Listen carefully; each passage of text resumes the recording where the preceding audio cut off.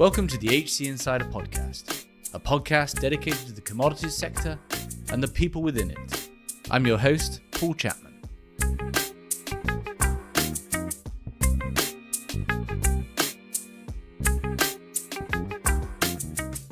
Today's episode is a recording from a panel at the Reuters event's Commodity Trading USA event in Houston in June. The discussion was around the rise of alternative capital to finance the commodities sector. As the commodities sector faces spiraling financing demand in the wake of high prices and volatility, traditional financiers have stepped back. Who's going to fill that void? And what does it mean for the industry? The panelists are Lewis Hart, Managing Director at Brown Brothers Harriman, Ethan Shoemaker, Investment Partner and Head of Infra Credit at Orion Infrastructure Capital, and Prashant Mupparapu, who leads investments in energy and infrastructure for Citadel. As always, if you enjoy the show, please do leave us a positive review on the platform you're listening on. It really supports the show, and I hope you enjoy the episode. Thank you for joining us. We're talking about the rise of alternative capital in the commodities sector after a period of investment capital not flowing into the commodities markets through to prior low returns, ESG concerns, and now volatility. What does that mean for the commodities sector, and where can alternative sources of finance come from? I'll invite my guests, the panelists, to introduce themselves first, and then we can dig in. Thank you, Paul, and pleasure to be here. I'm Lewis Hart. Been at Brown Brothers 17 years. I oversee our commodities and logistics and corporate banking divisions. And Brown Brothers has been in the commodities business in some form or fashion for over 200 years, dating back to 1818. Hey guys, Ethan Shoemaker. I work for Orion Infrastructure Capital. I oversee our infrastructure credit business. Orion's a private equity fund focused on middle market infrastructure investment, doing both credit primarily as well as some structured equity throughout North America. Hi guys, this is Prashant Mupparapu. I look after principal investments for Citadel Commodities. Citadel is a multi-strat hedge fund. Within that, we have a large commodities business. And apart from physical and financial trading, we also look at, as we will speak about in more detail, private investments in some select situations. Thank you. As you can see, we have the entire capital structure covered. I'll invite questions towards the end, but I guess before we go too far, Lewis, can you help diagnose for us why there is that funding gap in the commodities sector today? Sure. Happy to answer, Paul. I think it's interesting if you sort of take a historical perspective on it and look back maybe 5 or 10 years, maybe even a little farther. If you start with the great financial crisis in 2008, the reaction to that from a regulatory perspective was essentially more pressure on bank capital. So prior to 2008, I think you had more banks willing to lend into the space. And after 2008, the industry was re-regulated. You had Dodd-Frank. And the result of that was essentially banks having to hold more capital against the same assets. If you sort of fast forward to 2014-15, when we had significant energy price volatility, that also, I would say, put a lot of pressure on the returns in the business.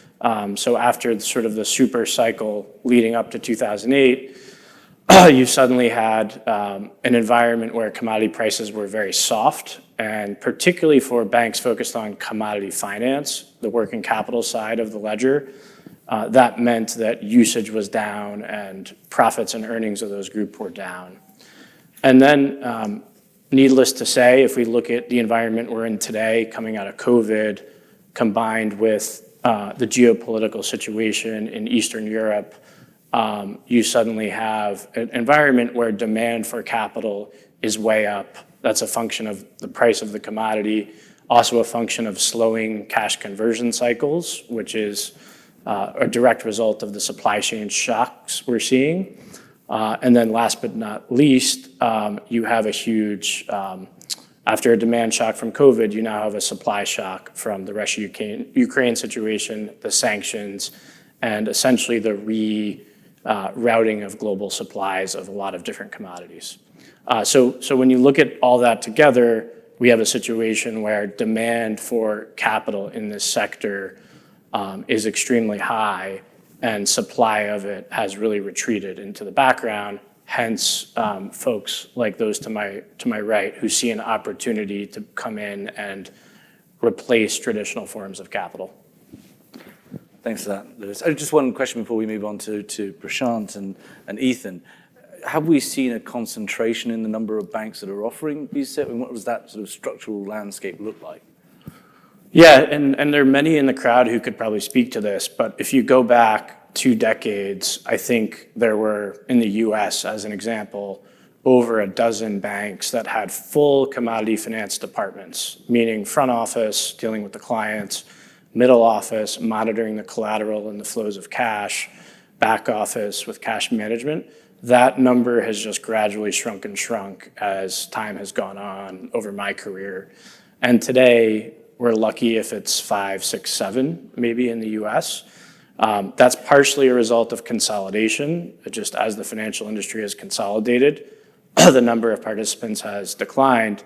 But more recently, with some of the losses we've seen, particularly in Asia in 2018, we've seen larger, particularly European lenders that were huge in this sector step away. Yeah, thanks. Prashant, could you give us a handle, because obviously the 2010s were also defined by private equity coming into particularly the energy space. The shale revolution they were critical in that. You saw a lot of private equity groups investing heavily. Can you just give us the last decade of their run in this? Because it's in about 10 minutes or 5? Yeah, maybe a couple. Well, I think maybe we could take midstream as an example. Maybe it'd be easier to just pick one sector and diagnose the problem or the situation.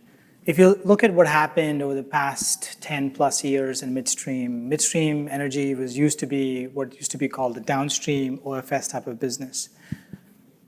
Incredible amounts of private capital came into the midstream sector, and it essentially became what was known as a core plus infrastructure play. Valuation multiples increased, along with that leverage increased, especially with private credit that's available. And so that kept on feeding the engine of valuations. And as valuations kept rising, more and more investors wanted to participate in that valuation expansion, and you saw more capital coming in.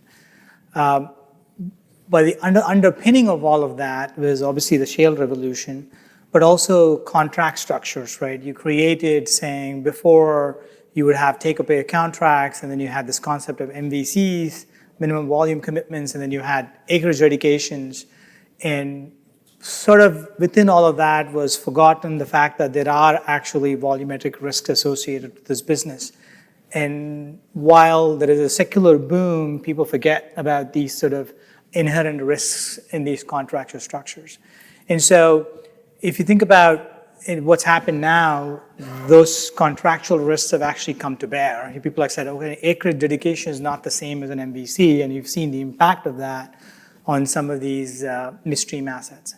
The second thing that's happened is you always had the public markets as your exit, and MLPs for a long time were that. With the low interest rate environment, the MLPs just didn't have the ability to raise public capital, at least for a while. And so you didn't have the natural exit.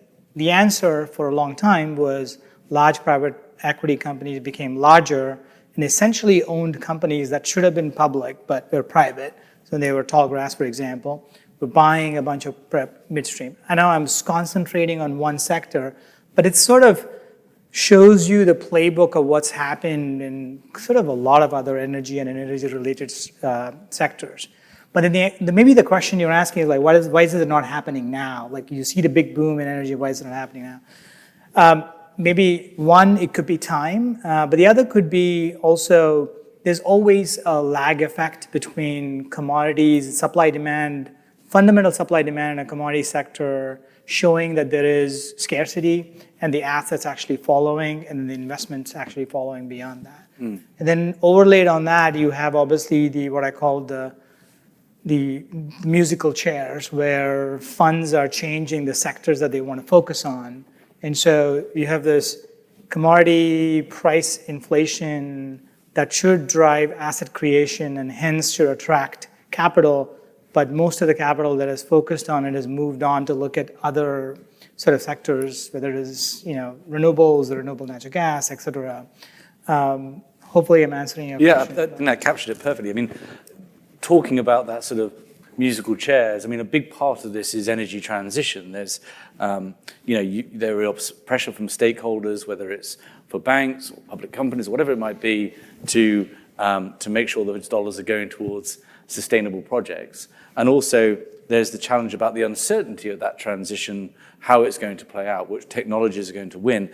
Ethan, can you talk to us about kind of how energy transition is playing into this, financing not necessarily following like we would expect in this kind of rise of prices? Yeah, I think the two themes that both Prashant and Lewis have highlighted is this sort of high level of volatility and discombobulation that's making traditional capital sources not act the way we thought. And there's structural reasons for that. There's market reasons for that. And then take that landscape. I also think traditional capital markets are not great at these fast, violent changes, which is what we're seeing now in some of these commodity markets. That's a tough thing to react quickly to, I think, for some of those, whether it's trade finance or bank finance.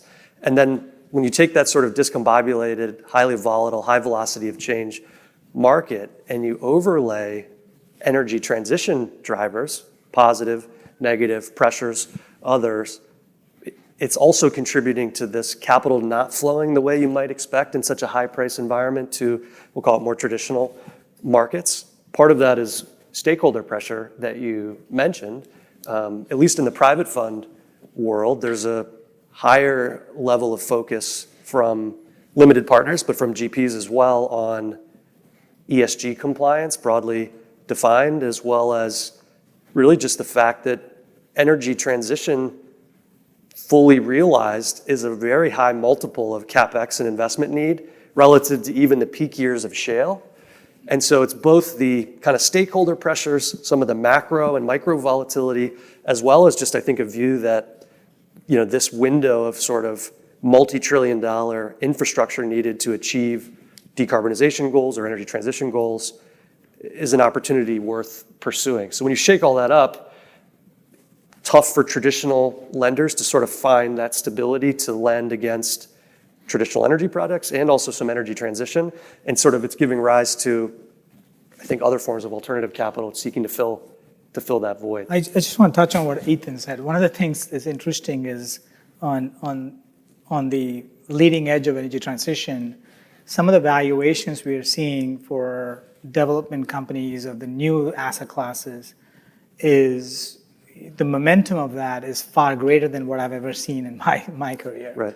But when you look at the underlying cash flows of these assets and what people are betting, they're taking a ton of market risk or merchant risk. Or regulatory risk. Or regulatory risk, Yeah. which is in commodities, it's the same thing, right? Right. So it'd be interesting to see how that all pans out. And on the other hand, other side of the energy transition or the conventional space, it is the same, much lower level of merchant risk is not welcome or not entertained, Right. which is kind of an interesting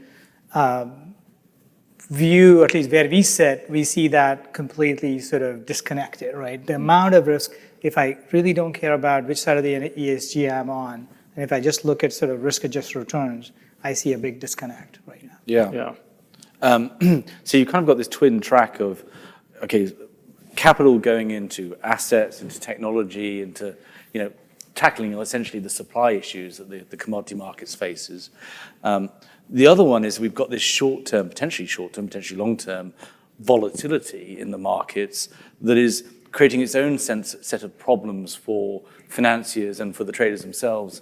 We're moving from margin. We talked about margin calls this morning and liquidity challenges. Maybe Lewis, you can just take that on for us as well in this diagnosis of the challenge. Yeah, so the way I would sum it up is on the conventional side, you almost have too many opportunities and too little capital chasing those opportunities. On the energy transition, materials, and renewable side, you have probably too much capital chasing too few opportunities. And so we're way out of balance, right, in terms of where capital capital's flowing. Paul, the volatility just in the commodity price is exacerbating this issue, right? So if we look at, just take a trader, for example, a commodity trader who's moving oil, a barrel of oil, hypothetically, from point A to point B around the world. In April 2020, they needed $20 of working capital, right, to move that, roughly. Today, they need 6 times that, right? 7 times that. Banks are not set up to really react to those violent moves where, Prashant, as you said earlier, there's a step change in the price very quickly. So where we used to see a 1% to 3% move in a market as a pretty extreme move or a large move, today we're sort of immune to 5-10% moves, every day. And banks think in terms of dollars, not in terms of volume. So if I'm going to commit this much capital for this flow and suddenly X becomes 6X, banks just can't react to that, right? They just can't get their arms around the fact that the risk is the same, the product is moving the same way, the cost of shipping's gone up, the cost of the commodity's gone up. It takes 30 days longer to get there because it gets stuck at the port. It's just very hard for a bank in a regulated environment to increase the capital they're committing to this industry that quickly and by that large amount. So the result of that is either traders have to go find more expensive capital from non-traditional sources, or as one of our credit committee members likes to say, this is why God invented equity. That, a lot of traders like debt, and sometimes equity is actually the right solution. So what it means is returns have to go up, right? Returns for the capital providers have to go up. That means the cost of capital for the borrower or capital user is likely to go up, and the return of the person taking that risk and dealing with that volatility should also go up commensurately. So we had, going back to my original point, you had this period where returns were just terrible in the space for about 5 or 6 years, and now suddenly the returns, are really improving, and capital is very, very gradually, coming back to some point of equilibrium, but we're still way out of balance.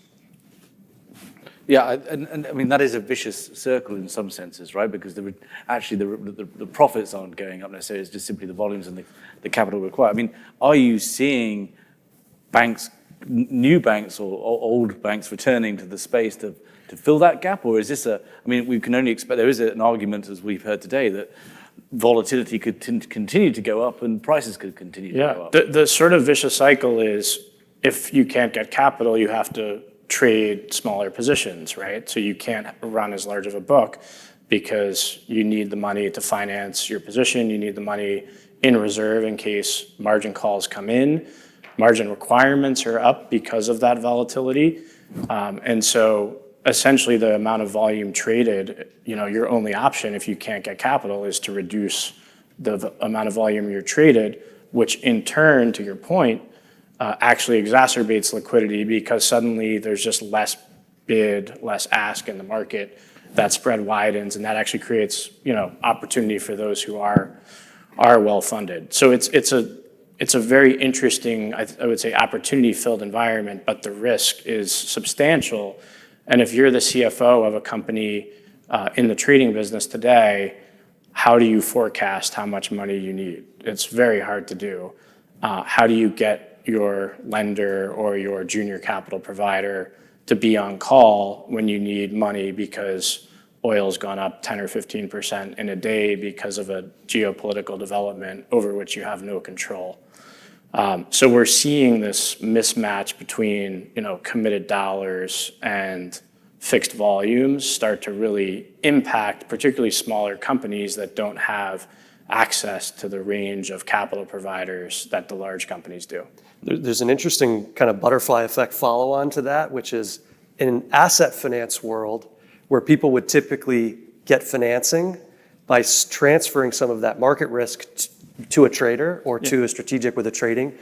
That is becoming a more expensive hedge to go get, and that's flowing through the returns of projects that are looking to finance, which ironically means some projects are just not economic, which exacerbates some of those supply-demand things. So there's other layers to this that are sort of all interwoven, even though you might think of trading world and asset world as separate. If you can't get a hedge to do that next CapEx program because the capital requirements are too high or the price doesn't make it work, it's actually filtering into asset world in a way that I probably wouldn't have anticipated, but we're seeing that across all parts of it. I was going to say exactly that. I mean, it's at the end of the day, a fixed price transaction or a hedge is the transferring of market risk into a credit risk, which then becomes a funding risk, right? That's all it is. You can't make risk go away. You're just allocating it. So one would expect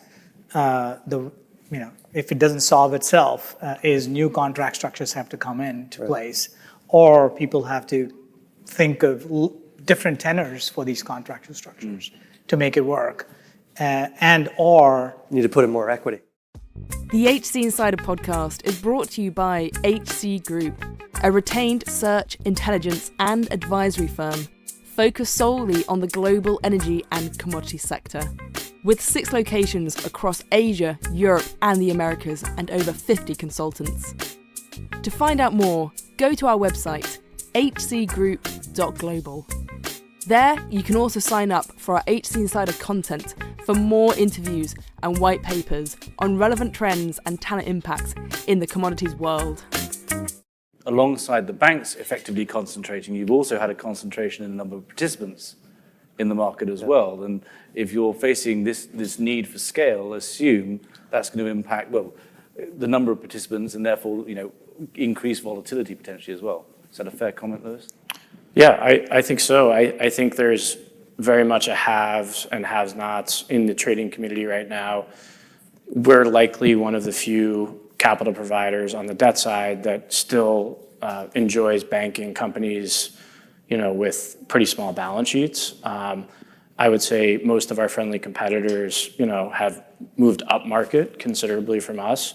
So for the first time in my career of almost 20 years, I'm bringing traditional banks in, but I can't find them for a lot of our deals. So we have to bring in trade finance funds or hedge funds or credit funds that maybe understand that we know how to underwrite this business, but we have our own limits and we don't have an infinite balance sheet either.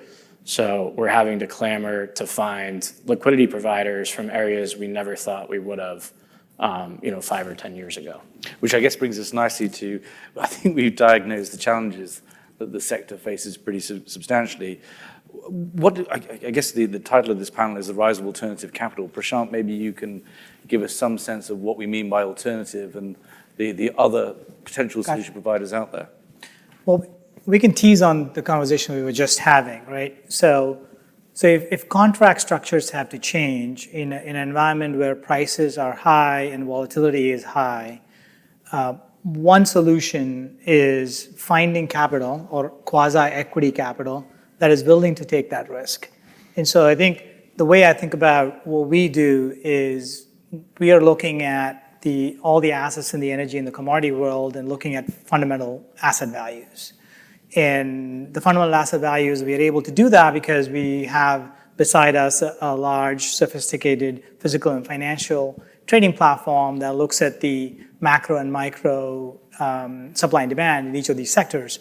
So when we look at an asset and we look at the fundamental asset value and we see there's a disconnect between what we think is the value and where the market is pricing it, we think there's an opportunity. And now that could happen because of a couple of different reasons. One could be just an external shock, some sort of a weather event, geopolitical, et cetera. And in some cases, it could be, a new revenue source that's linked to, a regulatory compliance credit. It could be carbon, it could be LCFS, it could be RINs, et cetera, where there isn't a liquid enough a market out there for somebody to go actually transact, or the cost of locking in those cash flows is so expensive, going back to the previous discussion, you wouldn't do it. And so one way to fix that, the reason people used to get long-term contracts is to get leverage. If getting that leverage is making the contract so expensive, one way is to replace that debt with another kind of capital, which is willing to take that market risk. In simple words, that's what we try to do. I think what the assets we're looking at are saying, if there's a fundamental asset value disconnect, and is that a merchant risk that we are willing to take?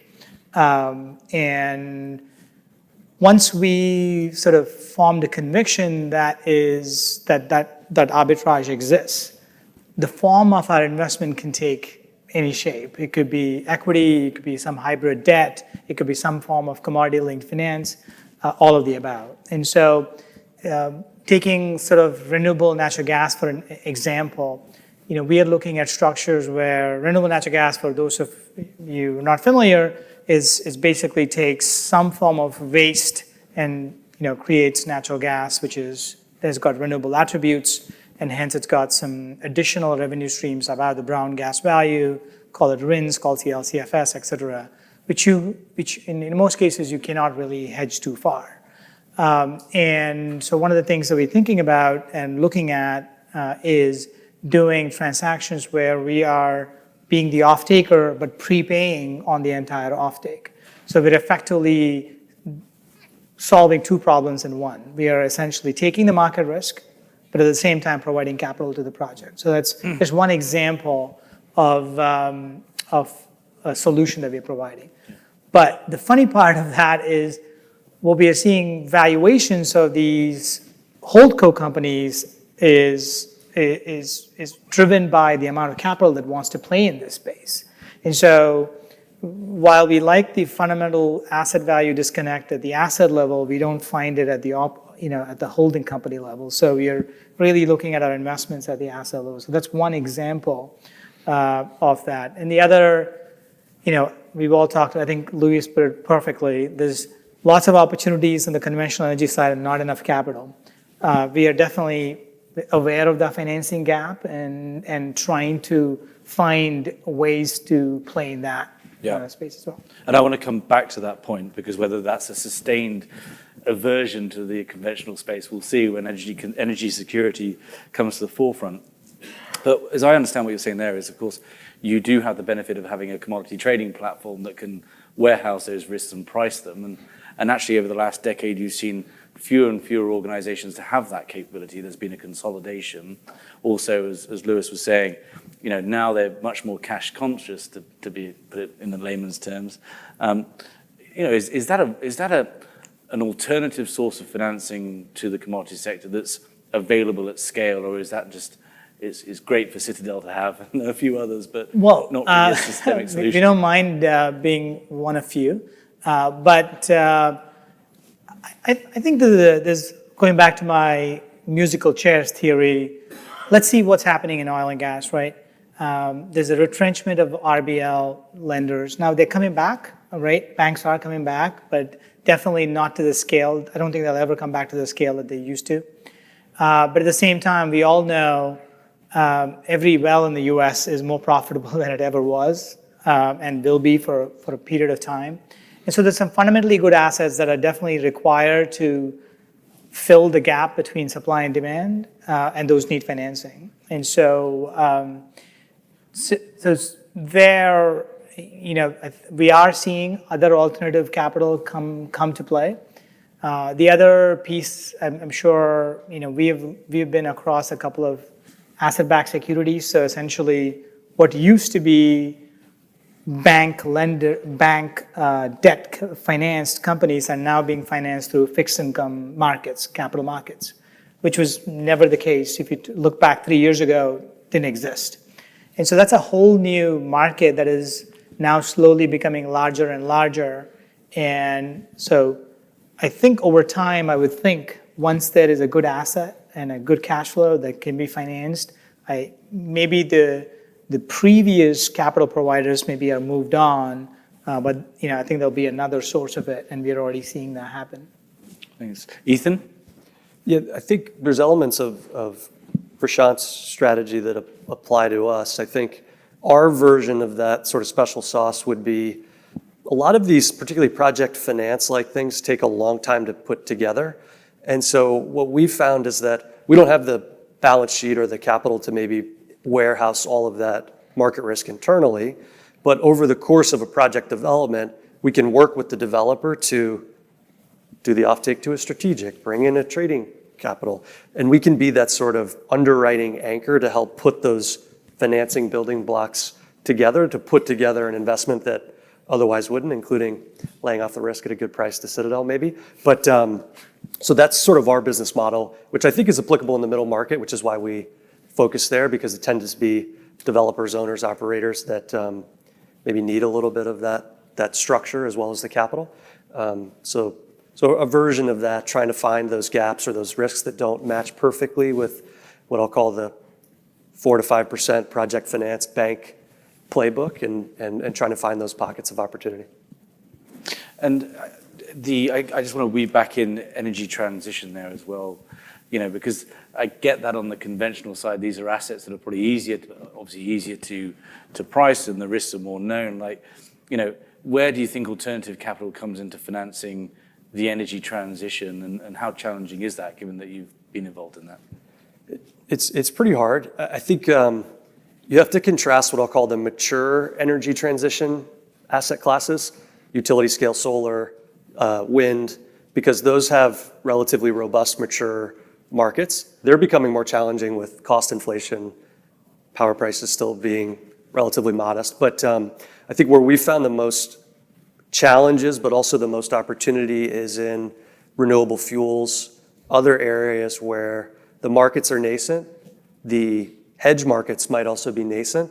There's an element of regulatory, market, operational, execution, scaling risk that makes it not quite yet ready for traditional capital market participants, banks or otherwise. But it's really hard. There's a lot of capital chasing those opportunities. They are evolving, and there's good reasons why traditional lenders are not yet, haven't yet screwed up the markets there yet by lowering the cost of capital. But so it's really hard. And I think people think of energy transition as this sort of monolithic single thing, when really you've got all these splinter subsectors that are all very nuanced and hard.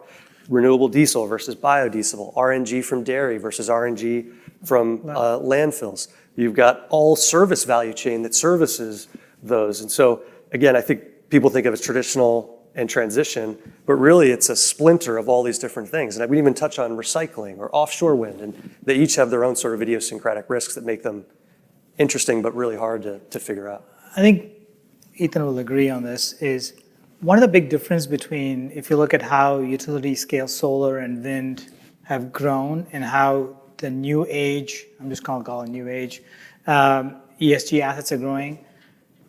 Those assets were initially project financed, and then people then said, hey, if you actually pool all these projects together, there is enterprise value to be created.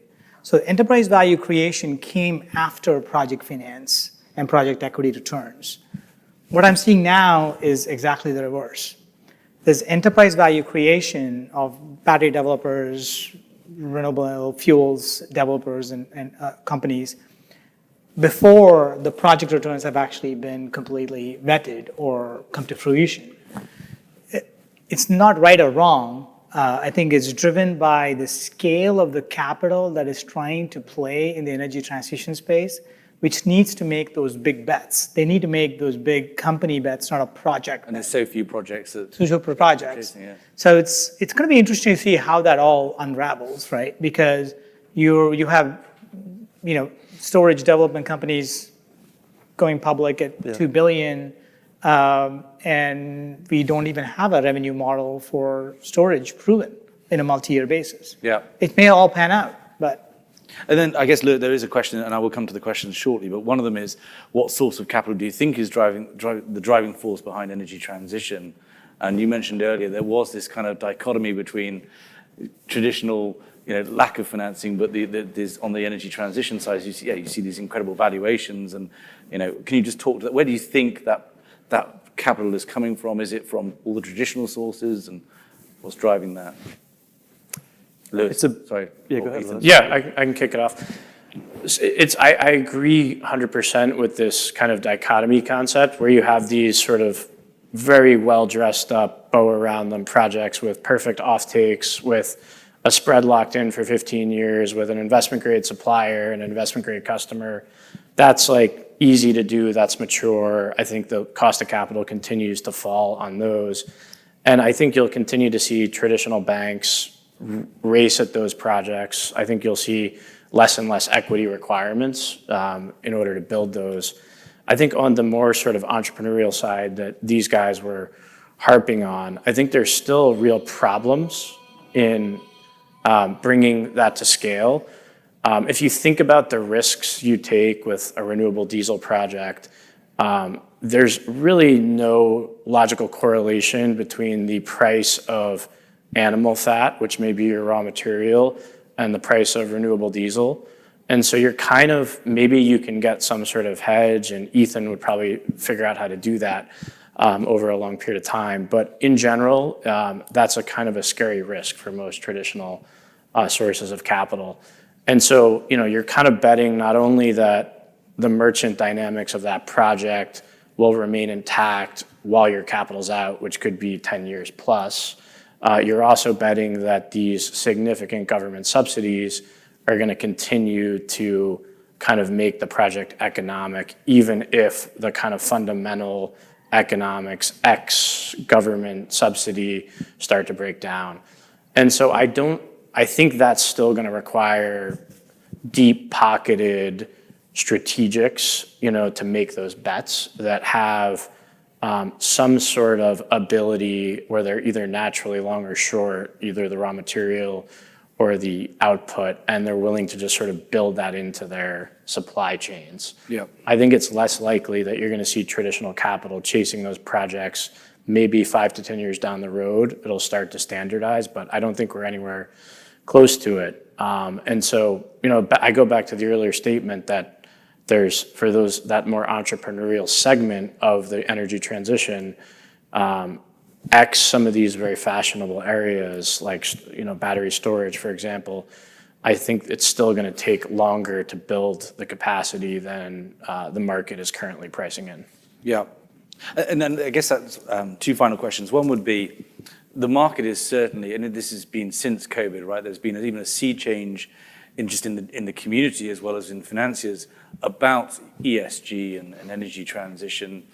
The last few months have shown us the importance of energy security and much more closer to home, whereas like at the gas pump. Do you see a sort of leveling off and a return of traditional capital to the hydrocarbon space, for want of a better description? Whoever wants to take that on. Prashant? Sure. I think sort of partly addressed that. I think at least talked about it before. At least what's happening now is there is capital coming back, different sorts of capital, different sources of capital. And what I mean by that is, for example, the traditional private equity upstream model is obviously reduced significantly, or maybe not even, maybe one could, I'll dare say, absent today. There are people like us who are definitely funding the gap, if you will, there. But definitely the amount and the source of this capital is definitely not going to be similar to what existed through the private equity upstream space. Right? It's just different magnitude. Second, the leverage that was the traditional leverage, the RBL traditional leverage definitely went away and has come back a little bit, but definitely retrenched from older levels. But you're definitely seeing ABS, private credit come in. And I would say in the past 3 months, I've heard of at least 2 funds trying to build a private credit E&P strategy. So it's a matter of time, I think, where economics are compelling, energy security is important. It's irrespective of the longer term ESG goals. I think the today opportunity exists. And my guess is there will be new capital coming in, and we're already seeing it. But the important point of that, though, I don't know if I'm able to convey that, but the kinds of businesses and assets that new capital will finance will be different than what was financed the past 10 years, right? The private equity model was more about management teams and going and finding the right assets. And I think all the new capital that's here now is about asset specific, supported by the right management rather than the other way around. Yeah. One final question. So coming back full circle, we did talk about the challenge of volatility and liquidity. We've had almost this sort of shift from credit risk to liquidity risk. primarily, I mean, lots of contracts are now just fully on the exchanges. I mean, to you, Lewis, is there a systemic risk in the system in the sense that the alternative sources of capital can't really meet that need, especially in the rapidity at which it's needed? I mean, how sort of at a dangerous point are we if we continue to see increased volatility prices just in the next few months as, war in Ukraine continues, et cetera? Yeah, it's a great question, and I would say the funding model of commodity business is quite tenuous. If you think, for example, the trading houses, in a way, if you think about the capital structures, they're essentially renting money from European banks, which in turn are funded by European depositors, and then they're taking that money and reallocating it to purchase commodities around the world and ship them around the world. So that kind of works while banks are committed to the space. But if banks are exiting oil at the very time when demand for oil, for example, or prices of oil are rising, that creates a huge issue. And so I do fear that there's some risk there. I think there is an effort to diversify funding sources, right? That's sort of the natural next step if you're the CFO of a company that is dealing with 9-figure margin calls, on a daily basis. And I think it's yet to be seen where that capital will come from. I think it's likely to come from different sources. Prashant mentioned capital markets. You're seeing more working capital come in through asset-backed securitization structures, for example. I think you'll see more kind of inventory repo type products evolve that are distributed more widely, not just to specialist commodity banks. But I do fear that funding model probably, had seen its heyday, and going forward, some combination of capital markets, family offices, private equity, all the sources of capital we name together will essentially fill that gap. The issue that concerns me is the funding needs for a barrel of oil, for example, just to use that example. No one has any idea what that funding need is going to be in 6 months. We can all sit here and look at standard deviations and try to figure out what a 4 standard deviation move would be, a 5 standard deviation move. But the environment we're in, where there's not a lot of new supply, there's geopolitical risk, and demand is steady to growing around the world, you could see, some pretty violent moves, I would think, and that could put a lot of pressure on companies that are exposed to those margin calls. So they either have to shrink their book or find new capital, and if they shrink their book, that creates that volatility. I've heard it referred to as a doom loop that we all fear.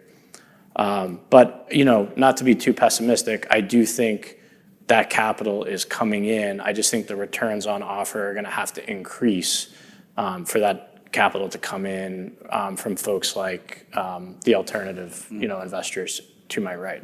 And the alternative is that those trading houses have to raise equity. Yes, and another way of saying that is the warehousing of risk, of working capital risk function that the trading houses play. You can earn a 1% margin if you're 10-to-1 levered and you turn your assets 8 times a year. That's actually a good return on equity. But if you're 10-to-1 levered and you need to go to 15-to-1 in order to stay hedged and essentially transfer your market risk to liquidity risk, and the liquidity risk is too much, then you need to start thinking about returns on a less levered or an unlevered basis. And right now, I don't think anyone's thinking that way. Everyone is thinking about, I only have to put $1 of capital in, I can borrow $8 from the bank, and I'm going to make a 20-30% return when it all shakes out at the end of the year. That unlevered return needs to go up, equity needs to play more of a role, and that's going to change, I think, the capital structure of these types of businesses. Thank you. I'll move on to a couple of questions. I have the prerogative of picking which, but one that springs out is, could blockchain or similar technologies democratize access to capital and sources thereof? This increased, potential situation of increased transparency, et cetera, in the market. Do you see any role for, are you all looking at blockchain solutions? Okay. I can't say I'm an expert at any stretch of imagination. A few years ago, spent some time looking at how blockchain could help with supply chain finance, which obviously is an area of financing that has seen some trouble in the past. But the struggle with the blockchain, irrespective of whether the technology has all the attributes that we all know about, is it still relies on an entire supply chain that provides that independent validation and verification, right?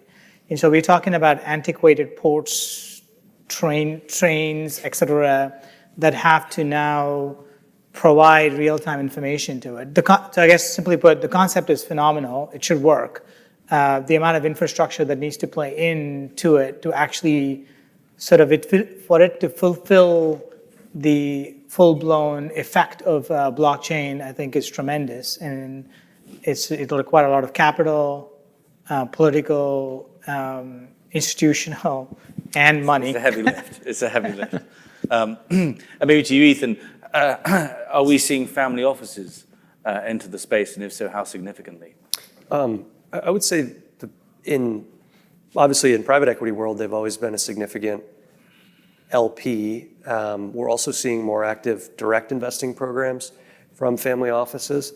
Lewis can probably speak to whether they're popping up in the direct commodity trade finance, but certainly seeing them active in asset finance, particularly as family office balance sheets have done really well over the last kind of 24 months. I don't know if you're seeing them in. Yeah, no, I think it's actually a very interesting target market in terms of finding capital for commodity trading firms. The duration of family offices tends to be much longer than traditional private equity, sort of perpetual capital versus 5 to 10 year capital. Those types of businesses, to my earlier point, really need that stable funding base so they can attract leverage and fund their operations as well as have the money in reserve for margin. So I am seeing family offices much more active, more on the junior capital side of commodity finance. I think again, to the earlier point, on the debt side of commodity finance, it's very tricky to not know how much money your client may need day to day. And so there's always this large unfunded component, which is one of the reasons that the returns, started to suffer after Basel, because you essentially would write a check for $1, and like a credit card, you don't know if the client was going to use 50 cents, 40 cents, 60 cents. And whatever was not drawn, you're holding that capital against and not generating much return on it. So it's very hard for a family office to give someone essentially a blank checkbook's too strong of a word, but here is up to this amount of money and you can draw it. They're going to charge to keep that capital in reserve. And so it's not capital efficient typically for family offices to come in on the debt side. Thank you. Final question. I don't know who wants to take this, but with the rise of tax equity partnerships as a form of renewable infra investment, how do you see the future of these partnerships and other similar structures? Anyone? So tax equity, you said? Yeah. Tax equity. I don't know if, we obviously have tax equity playing alongside equity in renewable projects for a long time, PTC, ITC, et cetera. I guess the big next big tax equity thing is CCS, carbon capture and sequestration. Even those have been done. There's obviously the promise of ITC and direct pay, which obviously would make the tax equity investment in these carbon sequestration projects much more easier and more lucrative. I don't know if there's a specific sort of point to it. I think it's sort of a well-worn model of project finance with tax equity with both PTC and ITC. So yeah. Well, thank you very much. I want to thank our panelists, Lewis Hart, Ethan Shoemaker, and Prashant Mupparapu, for a very interesting panel. Thank you. Thank you for listening. If you enjoyed this episode and want to support the show, please give us a positive review on Apple Podcasts or Spotify. To find out more about HC Insider and HC Group, a search and advisory firm dedicated to the commodity markets, visit our website at www.hcgroup.global. There you can find out more about our services and our offices around the world. There you can also find more content, from interviews to insight pieces to more podcasts focused on the commodity value chains. Thanks again for listening.